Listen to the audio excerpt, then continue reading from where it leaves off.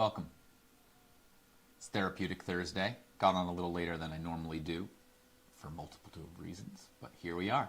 So, one of the main things you might hear throughout this, my nose has been whistling, like one of the nostrils is just a little clogged, so it's if that's irritating, just turn it off. Don't even bother listening. But that's it. So we're landing here. I'm going to do a mandala drawing. I kind of wanted to go back to the basics of my original style of teaching how to do a mandala from scratch with just using random things you have around the house so that you don't need a compass for this. So if you have a minute, sit down, grab a piece of paper, a pencil. If you have a ruler, that's helpful. If not, you could use like a book and maybe scissors if you need them. Otherwise, you can also fold and rip it and stuff like that. Let's begin.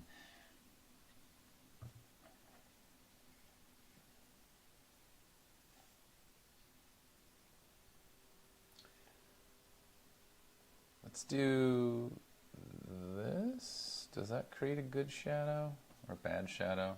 Right now it's fine. So this is a cool looking mandala, right? It's a coaster. I got a set of these once at a craft fair and festival and stuff like that. I love things like this when you can see the patterns and you get to just enjoy that, the look and the shine and the glimmer and stuff like that. It's fun.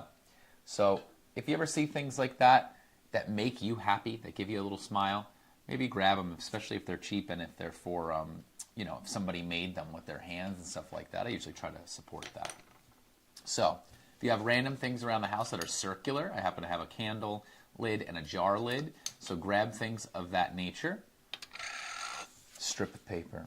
Regular paper, any kind of paper will do. I have all kinds of colors and stuff like that. You can use colored paper, or you can use regular paper, white paper.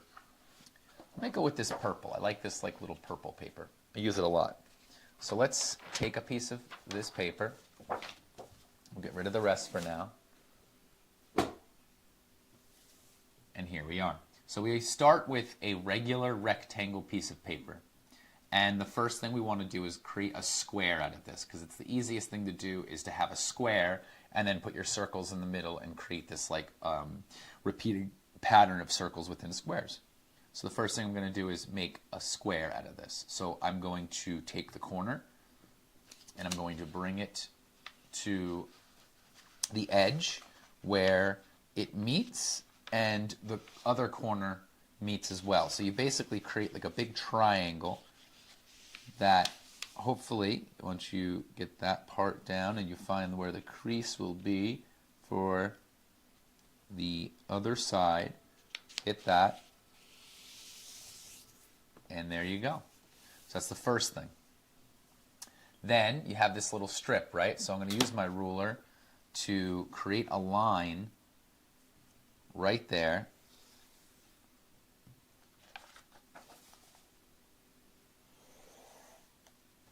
So now I have my line that's going to create my square out of my rectangle. So scissors is the easiest thing. If you have scissors, use them. If not, you could take this and fold it, and then fold it and fold it and fold it until it gets nice and soft, and then you rip it.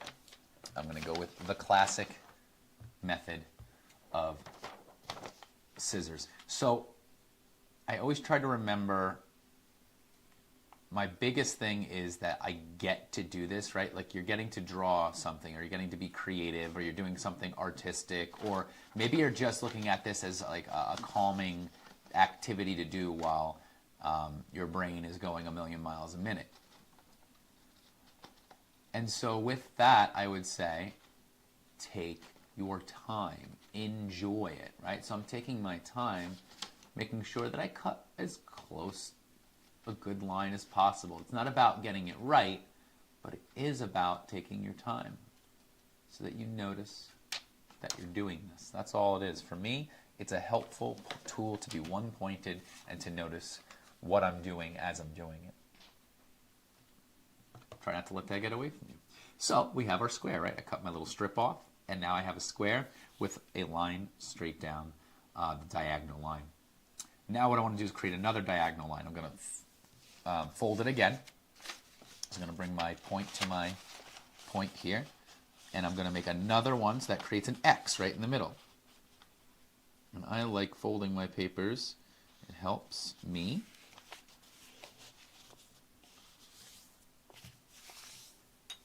Very nice.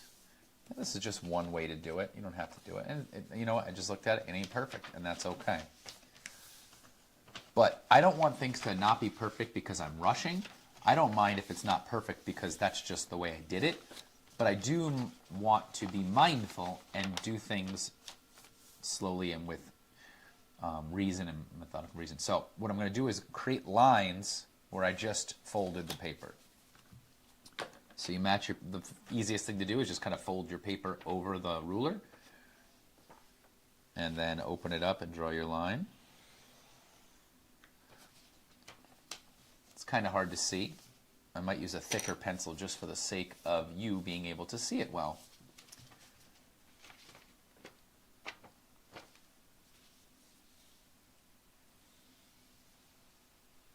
There we go. Much easier to see now. So just for the camera's sake, I'm going to use a very thick pencil. But if you were doing this at home, I would say use a thinner pencil because it's easier to erase that. There we go. And so now I have a big X across my paper, and you kind of flatten it out to the best of your ability. And you know where the center of your paper is now, right? Right there in the middle. And we're going to create another grid. So we have the 4. Now we're going to fold it in half. So you take the bottom and meet the top. Same concept. I'm going to make a fold. And I want to do the same thing. I want to open it up. And I want to do the same thing the other way. So I'm going to fold it again. So it's part origami here, which is another fun activity, art. So there we go.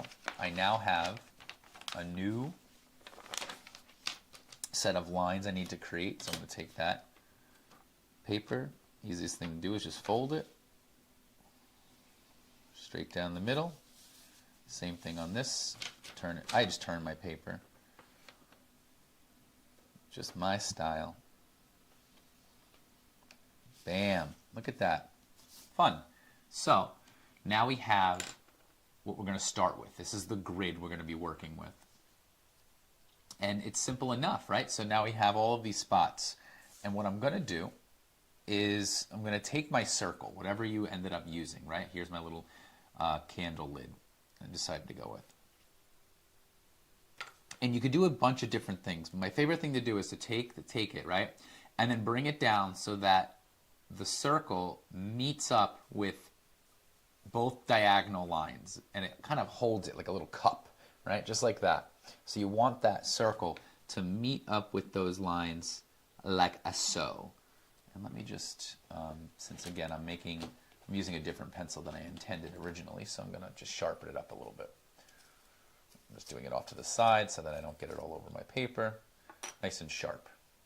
So the first thing you do is you draw a circle right where the line meets that circle, this side and this side. And then you very carefully trace it. Now we have this circle sitting in that spot. And what I'm going to do is I'm just going to turn the paper and I'm going to continue that. So you see how this is a square with the line down the middle? I'm going to take that circle and bring it down till it meets both lines. Now these are the up and down lines, the horizontal and the vertical lines. And I'm going to just find a spot where they meet. There, you double check. Because the point of a mandala is, well, I think, mindfulness and noticing what I'm doing. But it's to create symmetry and to create that same pattern. Now I'm going to turn it again. And then I'm going to bring that candle lid or the circle you used to meet the line. And then you'll see now this circle is going to match up with that circle. So we're going to see if that we can notice as we make our lines going around, right? The circles going around. Now these two circles touch. I'm going to keep going. Turn it again. So here we go. And we're just going to start noticing now. As we start getting into the groove of the repetition part, right? The part where I'm doing the same thing over and over, that can get, let's say repetitive. But it also can be boring, right? Like if you're thinking about it in the terms of like, this is stupid, I'm going to be doing circles in the same space. Come back to your breath, take a breath, and know that you get to be here and now, right? You're getting to do something maybe outside of typical passenger seat things, you know, like going and watching something or whatever. Not judging, just saying that this involves interaction. This involves me, every time I turn the paper, I got to find that new collection where the circle comes into contact with the lines that kind of cup it like a little vase. All right, okay, keep going around. Turn it again. And look at this. That mark, that mark. And we've got ourselves a mandala going here.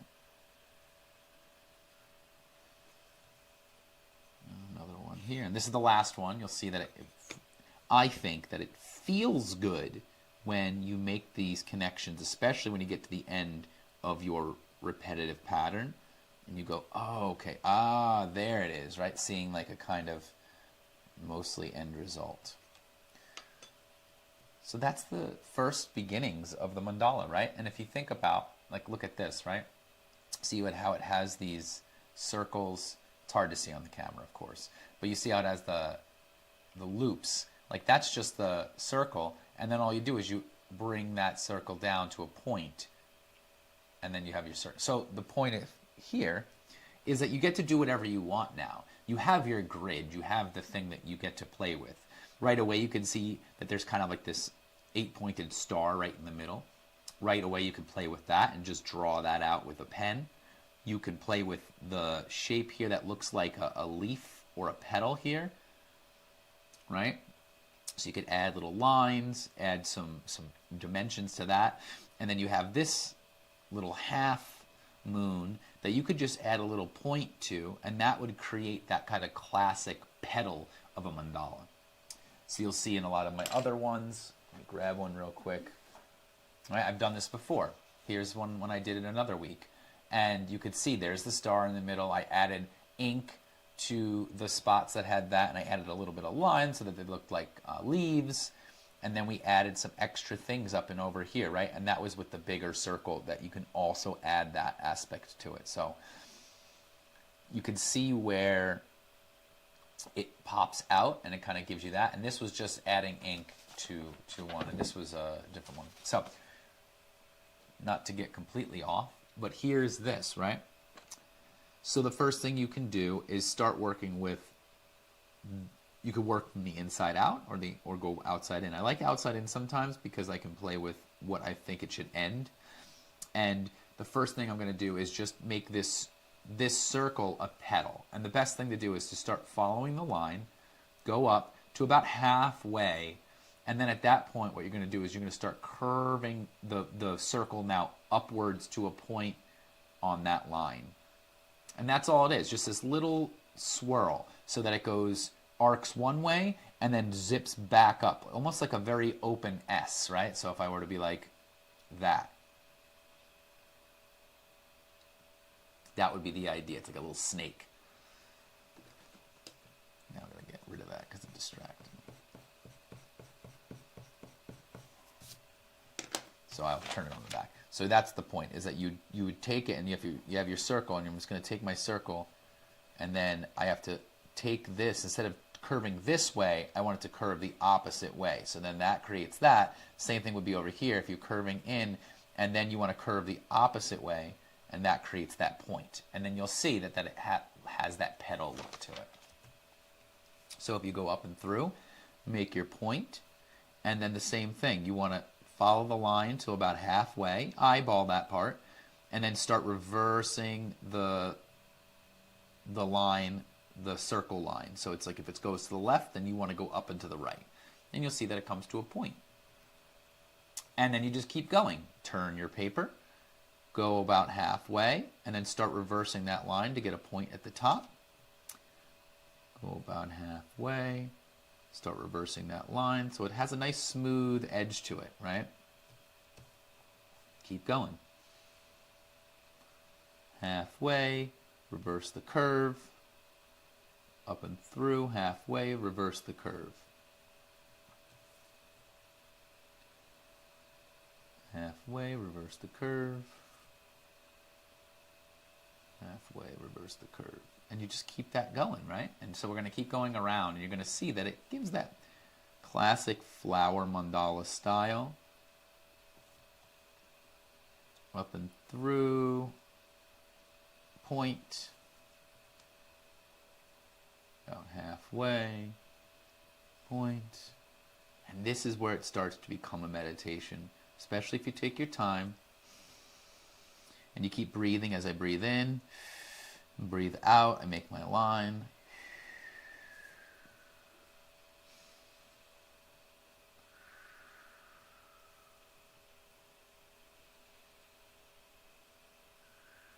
Got that nose whistle going.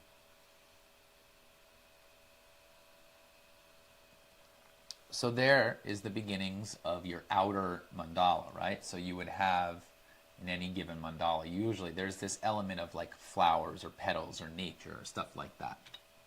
So that's the first one I'm working with. So you got that line. And then you can play with, that would be the outer part. And then you have these inner parts. So I can make another thing here. Again, I could play with this, and if I want to separate it, right, so if I have this point here, I would start here, go up, and then I could just keep this point and keep this shape just as it is, or I can alter it a little bit and do the same thing I did up there, which would mean to like go up about two-thirds of the way. You go up a little bit taller, and then just get a little point going up right towards the middle. So I'll go up through here and reverse that and just give it a little point. So I am going to go with that shape, and I'm just going to go starting from where the two like petal leaf shapes meet, go up about 2/3 of the way, or maybe like 3/4, and then at that point just start to reverse. See how the line goes up and through? You want to reverse that a little bit, bring it in, and then get up to that point. You're creating like this little horseshoe thing at the very top. Again, that's just what I've decided to go with. I like that. And I'm just going to keep going. Creating this as a meditation.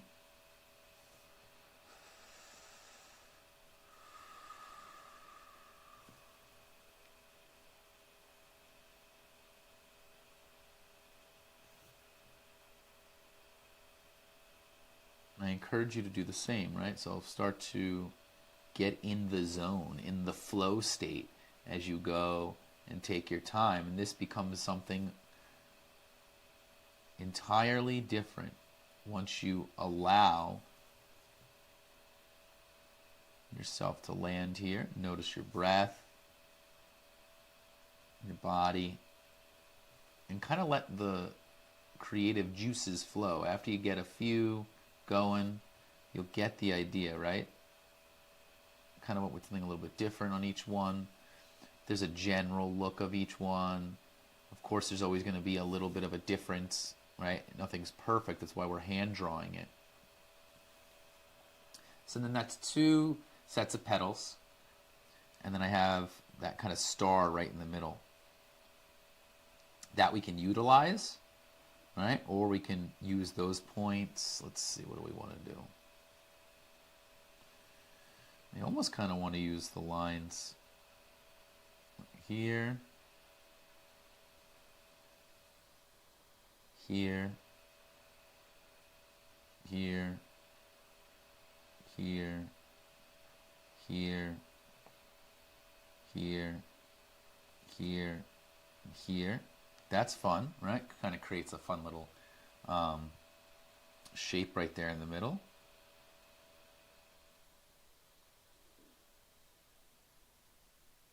And then I could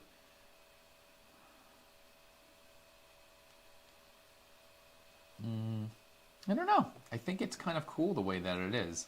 if I were to fill these things in, I would probably use just more lines to create little patterns and stuff like that, which you could do with your pencil or your pen.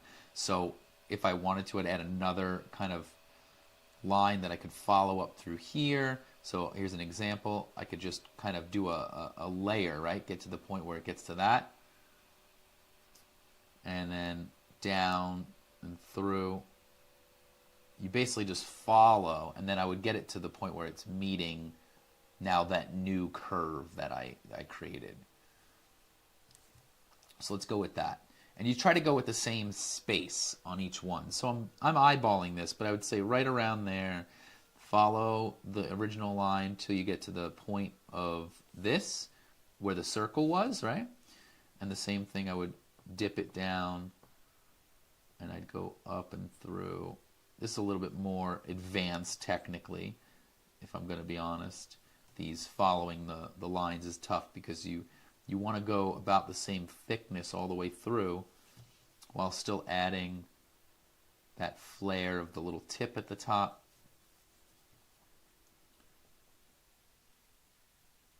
And you could always play with color too, right? So if I were to just want to do some fun filling in the shapes with just solid color, right? You could always do that. You don't always have to do all these different details. It could be, the detail could just be fun layers of color.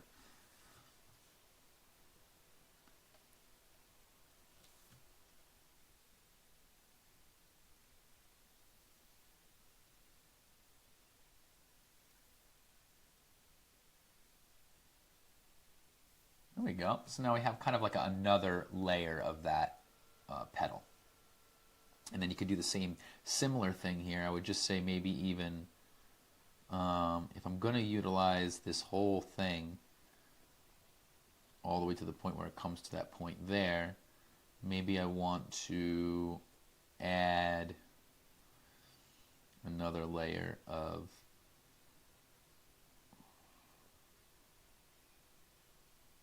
like something like that.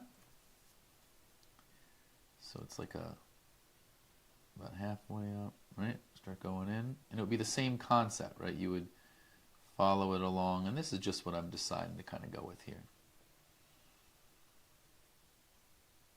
And once you draw these a bunch of times, this becomes fairly easy to remember. It becomes like muscle memory. So if this isn't natural for you to add all of these extra details, you don't have to, right? Your mandala is your mandala.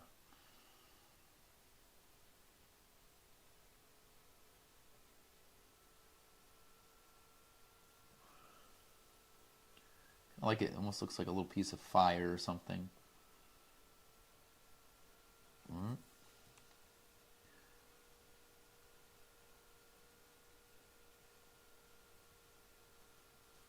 Let's get one more.